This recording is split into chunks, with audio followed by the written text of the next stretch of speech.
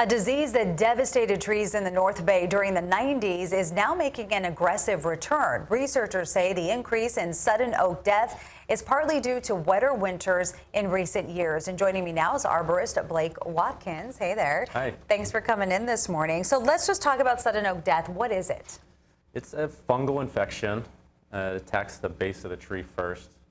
And they call it sudden oak death because even though it can be present at the base of the tree for a long time, once it starts attacking the leaves, it can die really quickly. Okay, so it happens very, very fast. How does it spread?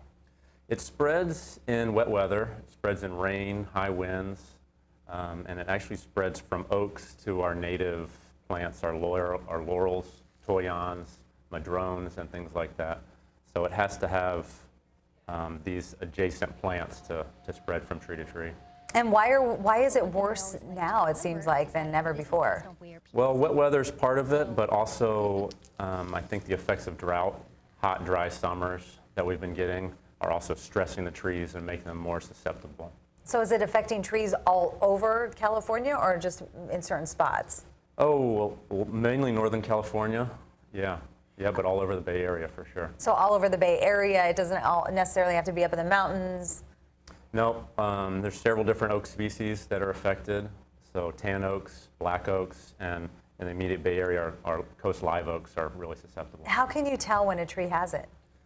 The earliest symptoms are about dime-sized, oozing, bleeding wounds or sores on the tree. So a black oozing spot is kind of the first sign. So if somebody spots that, they know there's some trouble. If you see that, that's the first sign for sure. And I would recommend having an arborist look at your trees, especially if they're high-value trees near your house. Have them inspected every other year. Every other year, it's good to get them inspected. Okay, any other kinds of preventative treatments you can do? There are some treatments. They're preventative. They don't cure the disease. There's no cure for it. But there is, if you're in an area where you know you have the disease there's a preventative treatment that's a phosphorus fungicide that's applied to the trunk of the tree that can help it from spreading. And not anyone can do that, right? An arborist has to come in and do it. Yeah, there's some DIY options, but it's best to have an arborist to at least get you set up on that.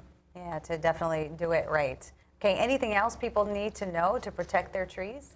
Just, I think it's important, have a professional look at them. If they're close to your house, look at them frequently. If they're in a natural area, maybe further from your house, twice a decade may be enough.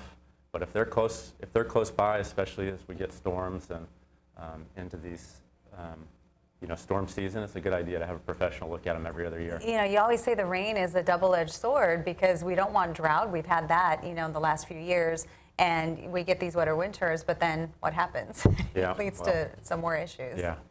All right. Well, Blake Watkins, thank you so much for coming on the Thanks show, for having telling me. us all about it.